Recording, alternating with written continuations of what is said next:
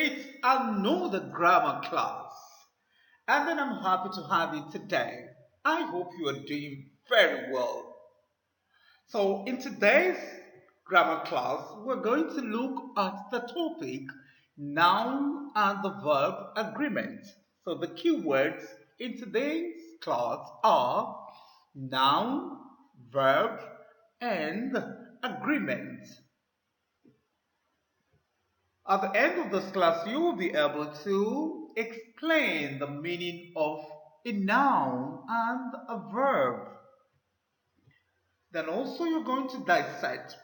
Now the word dissect here means we're going to analyze and illustrate noun and verb agreement using at least 3 sentences.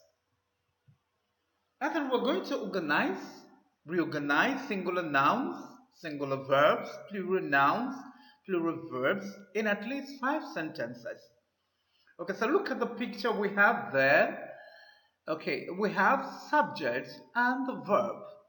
Do not forget that the subject is the performer of an action and the verb is the action being performed. And noun does the work of a subject. Okay, so the function of a noun, it's always the subject of a sentence and the object of a sentence. So, but today we're looking at noun and verb agreement. How two of them come together in a sentence or in sentences. So let's answer those questions before we continue. The first one is, how do you identify a noun? How do you identify a noun? What is the function of a noun? Why is a verb called an action word? We always say that a verb is an action word. So why is it called an action word? What is the meaning of singular and plural?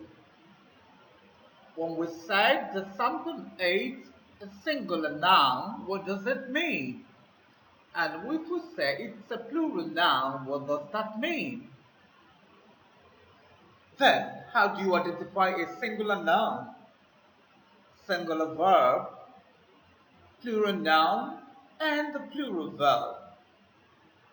Okay, so let's go to the class now and then answer all these questions. Today's class is going to be fun for us. So let's go. Okay, so let's start with the definition of terms. The first one is the meaning of a noun. A noun is a naming word. It can be singular or plural. Now, when it is singular, it names one thing. When it is plural, it names more than one thing. So, a singular noun names one thing, while a plural noun names more than one thing. Then a verb is a doing or action word. Also, a verb can be singular or plural, just like a noun. The singular verb normally ends with an X, but not all the time. Not all the time. While the plural verb normally does not end with an X. Okay, the first task you're going to do is generate 5 nouns, divide them into singular and plural. So you're going to write 5 nouns, then group them into singular nouns and plural nouns. Do not forget that our today's topic is noun and the verb agreement. So in grammar, there must be an agreement between nouns and verbs in sentences for them to make meaning. The verb, this noun must agree with a particular verb in a sentence. If they do not agree, the sentence will not be correct. The first, the first rule we're going to look at says singular nouns take singular verbs. Singular nouns take singular verbs. So what this means is a singular noun must agree with a singular verb. Let's look at the pictures we have here. We have a picture of a dog, and then we have Jenny and Janet and Rita. A dog is a faithful animal. I love dogs, and I know you also love dogs, some of you. So here we have one dog. A dog is a faithful animal. Now let's look at the second picture of Jenny and Rita demonstrating plural nouns. Jenny and Rita are playing together. So here we have two nouns, Jenny and Rita, whereas dog is a singular noun, just one dog. The first one is the doctor asks Charles where his arm hurts. The doctor asks Charles where his arm hurts. Now, do not forget, it's one doctor and not two. Jane likes chocolates. The dog always wags its tail. My brother goes to school early. Mary sings very well.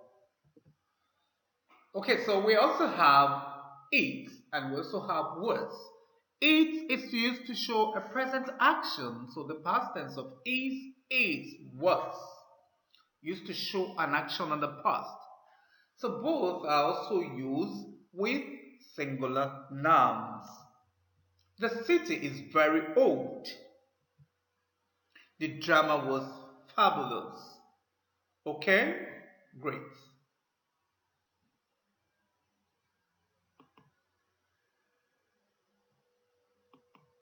Now let's look at the second rule. The second rule says plural nouns take plural verbs.